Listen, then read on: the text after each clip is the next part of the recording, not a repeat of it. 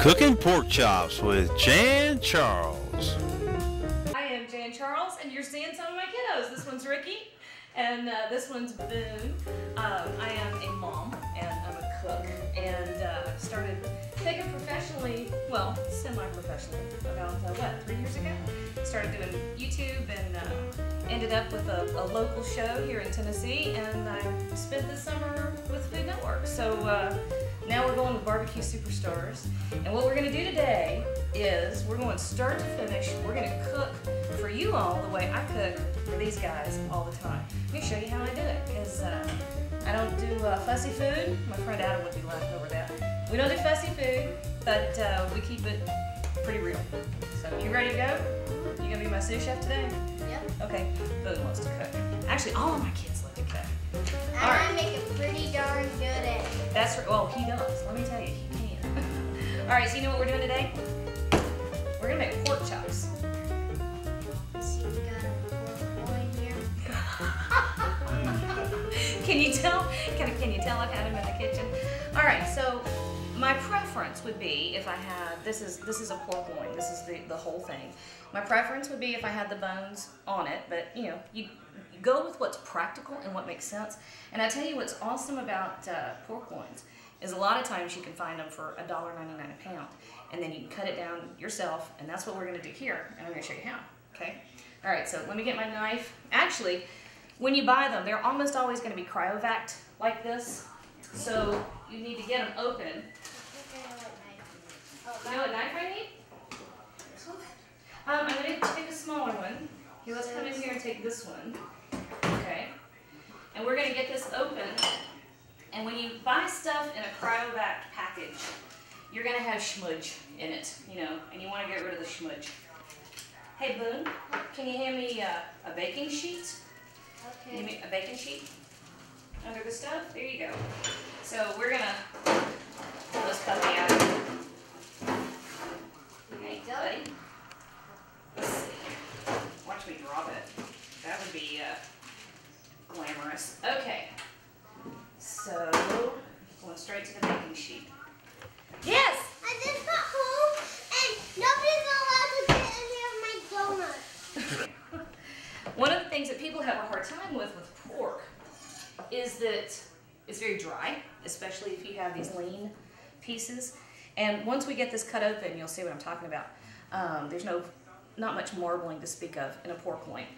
So we have to take some steps to make sure we don't end up with dry pork, right? All right. All right, well, you want to know the best way to do it?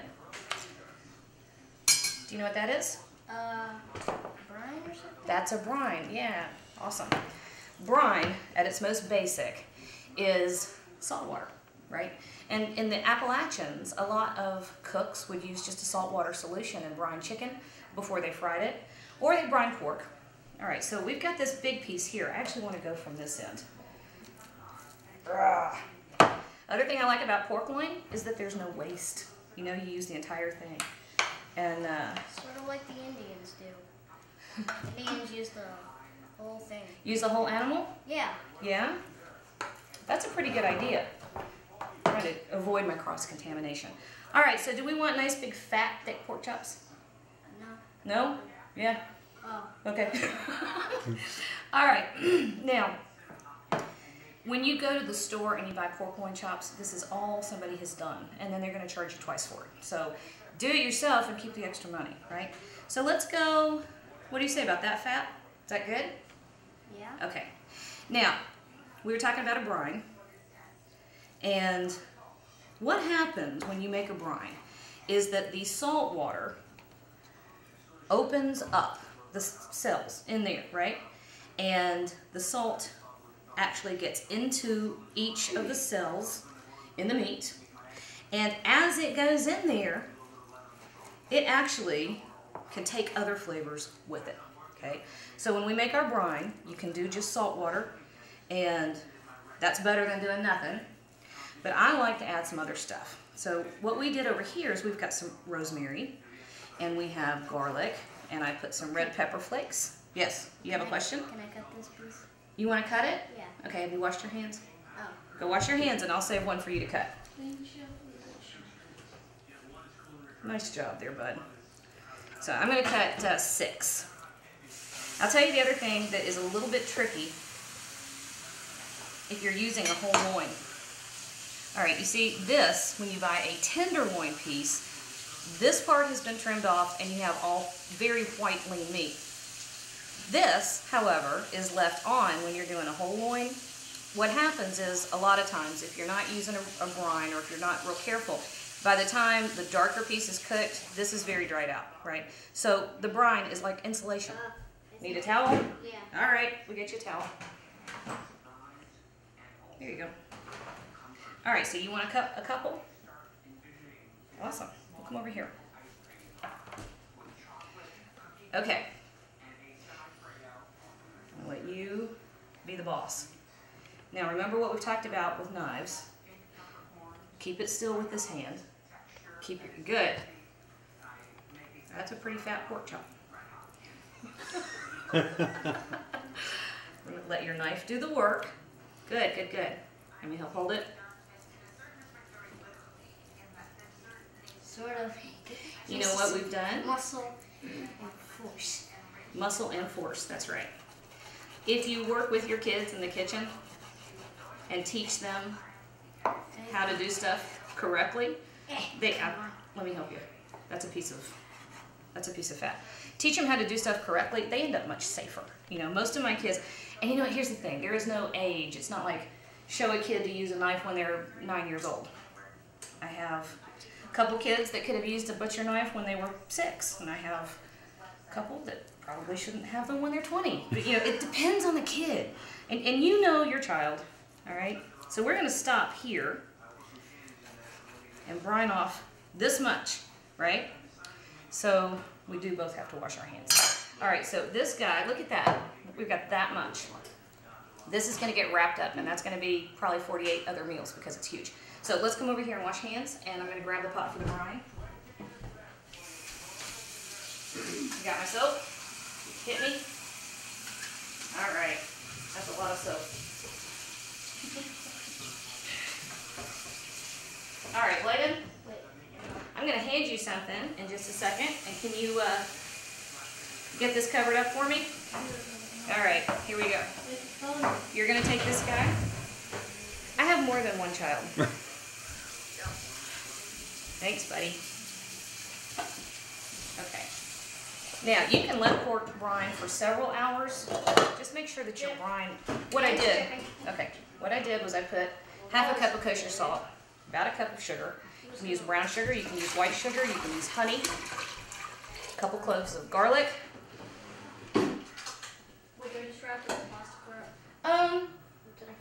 Grab the foil down in there, buddy, and take off. Okay, so you don't want to make sure that you bring your brine to a boil. You can do it cold. Works better if you bring it to a boil. Releases more of the flavors. So these are going to go in here, and we're just going to let those sit. You can let them go for several hours. And I have let them go overnight. But even if you let them go in there for, I don't know, 20 minutes, you're doing pretty well. All right, so let's get rid of all our cross-contaminated issue stuff, right? So all this goes in the sink. All right, and we're going to the next step. We're gonna take our pork chops out of the brine. Here's parts of fat. These have had, what, 30 minutes in the brine? Mm-hmm. The only thing to watch out for is, I love to use whole peppercorns, but you don't want anybody to bite into one. Because, Well, I don't know, you might. Depends on how you feel about your diners. But I watch out for them. Because some of my diners, you can tell the pork chop bone cut. Oh no, here it is. That's a big old fat pork chop. All right, so we're setting this here. I'm going to wash. They've been in and out of the kitchen so much today, I keep thinking somebody's behind me. Now, we're bringing our pork chops over. Kinsley, good job on that. Okay, now here's the thing about pork chops, or about any kind of meat. You're not going to get a nice crust if it's wet, okay? So I don't use paper towels. It freaks me out to spend that much money and throw them away. So I buy these cheap cloths, bleach the fire out of them, and if they get real dirty, I throw them away. Like 25. I mean, you get like 30 or 40 of them for less than $5. So it saves you much more money. Saves a lot of money. And if you get something that's too gross, just treat it. See, there's those. You treat it like a paper towel. And you throw it away. Jay and Charles has appeared on Food Network and many other television shows. Okay. All right. Now we've already brined this, which means it's got the seasonings in it. So you really have to be careful at this point not to overdo it. You what? These are the 2 fat ones. Are those fat ones? Yeah. Well, because we didn't brine for very long, I'm going to give it a little bit of salt, because you know what salt does? Oh, do it. Okay, do you remember how? We're going to use a little amount. Oh, look at that one. We're going to use some salt, not tons and tons, because it also helps develop a crust. And crust is a good thing, right? Did I salt you? There. Now you taste good. All right, a little bit of pepper.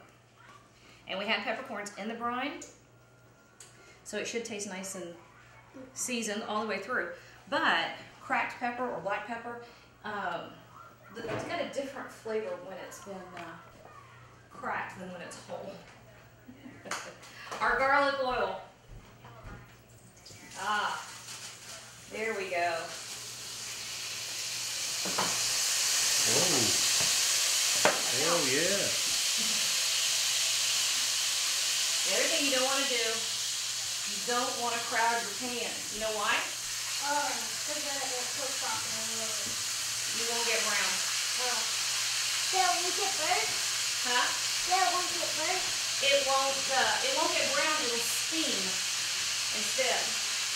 If you get everything all close together, then the heat stays, the moisture that's coming out of the meat stays trapped right down in there with it, and then it just, no, that's bad. You want the moisture to come away, leave, fly away, and then then you get a crust on it.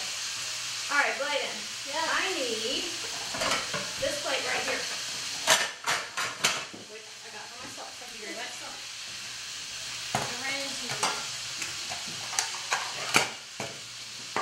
All right, check this out. Now, once you've got them there, leave them alone. Don't touch them. Don't go trying to move them around. Don't go trying to flip them all over the place. Just leave them. They're fine. They're working. They're doing their thing. Hey, Bladen, could you talk for a minute with someone else? Can you get some more?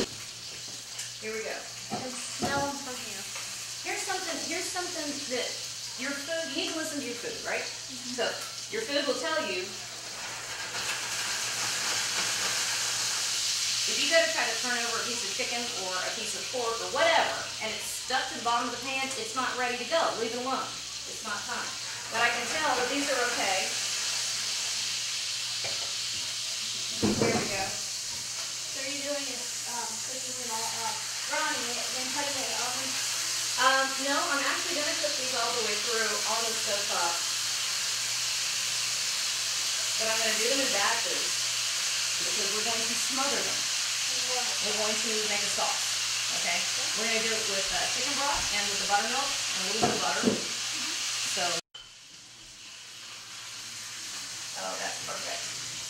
All right, so I'm swapping these out. The fly got on your hand, didn't it? I swear they're stalking me. Now, those pork chops only had a couple minutes per side. All I'm doing now is developing some color. So it looks pretty.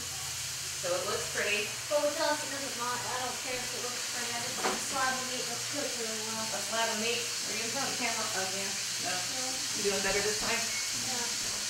Folks, it's a wonderful smell in here. I can't believe how good it smells. It does smell pretty good, doesn't it? All right, so a little bit of flour and turn you. So roasted garlic, smashed potatoes. Get them on there ready. All right, pull them out. Put them on that plate. Now these will stay warm for a long time. This one needs a little bit more on the other side, so it's not as... Too late. He's fired. So here's what we're gonna do. I'm fired? No, he's fired. We're making a pan sauce. Okay? So I'm not making so many sauces. I mean, we had that. I mean, not we using. Like it never mind. Well, now the garlic, if you're not real careful, will burn. And it gave the flavor we wanted it to give to the pork chops, right? But we want to make sure that we're not careful, that we're not putting anything that's too dark in our sauce, right? Mm-hmm. So what we're gonna do is, over there, bud, we're swapping, we're dancing. So we're trading out. We're gonna let our pan cool down just a touch. Oh, now I can smell the pork chop. It smells awesome. All right, so where's our butter? Butter. We have butter? Butter. Stick of butter. I have, oh, right here. That's the onion oil. Oh. We're gonna save that for something else. All right, so we've got our stick of butter. I have potato water everywhere. Probably because of me. How did I do that? It was me. Was it you? Yeah, because when I remember and it splattered. No, I think this is a whole new, this is a whole new thing. Let's All right, half a stick of butter. see. Because we're cutting back on the calories today. Or not. Okay. Wooden spoon. If you use so much butter and fat stuff, it's not gonna. It will. You know what? What about the dumplings? You quit worrying about the dumplings. Okay, so half a stick of butter. We're gonna make a roux. Yep. Make a Is roux. that You want to use about the same amount of flour as butter. There you go. So however much butter you use, have the yeah, that's what you're doing. And there's nothing tricky or magical about making a roux, although people think it's hard to do. all you do is put the same amount of butter as flour in there. Yeah. So that's what we're doing. So what's it? Now. So we're just I'm going to show you. Calm down. It's going to go for the pork chops and our potatoes. So we're going to grab our chicken stock. Normally, I make my own chicken broth. I happen to bring them out. It's not that big a deal. I will say homemade chicken broth is, okay, you're going to have to move, bud. You have to come over here because I'm going to hit you in the head or knee in the nose or something. Okay. I'm not gonna be able to question I that. don't know how I would do it, but I would figure a way. If you're making your own stocks, and they're really easy to make, that is one of the better things you can do for yourself in the kitchen. It really is. It's just homemade broth and homemade stock is like nothing else. But it's not the end of the world if you run out of homemade stuff. Still tastes good. It does still taste good. Well, especially because we have so many other flavors that are going in here with this. Now I've lost you. Now you're down here on the floor. I don't know how much of this yet we're going to use. I'll tell you how much to use here in just a minute when I figure out how much it is. Probably not the whole quart. I want everybody to come away from my table loosening their belts, feeling like they need to wallow somewhere. Okay, so I haven't used half of the box, but I'm kind of close to half the box. But in my opinion, kale chips are better than potato. Well, and then look what else I'm doing. You normally don't see this. I want this to come to a boil before I add the buttermilk. Buttermilk. Buttermilk. Hell yeah. I like buttermilk. Who doesn't? Buttermilk makes everything better. Forest Fine Foods, we gotta say what's up. All right, so we're adding enough to get that nice creamy texture. Okay. I don't know, how much was that? Half a cup? Probably close. Okay. Stick this back in the fridge for me. And where did I put it? See, I've done it. I really did. I've used every utensil in my house, trying to look like I'm more responsible than I am. Uh-oh, buddy, be careful. Yeah, sorry about that. All right, so our pork chops come right back in here. And we're bringing that up to a simmer. So We that's browned going them. into the buttermilk mixture. It's going, yes, we made a pan sauce, we did a roux. And then it's gonna fully cook when you're hot enough. That's right. And see, you want to keep that stuff too. Ooh. That all goes in there. And it's just enough sauce to barely cover our pork chops. And then we're going to bring this up to a simmer. Because you know the pork chops are not cooked all the way through. But pork loin is lean, so it doesn't take much. Now,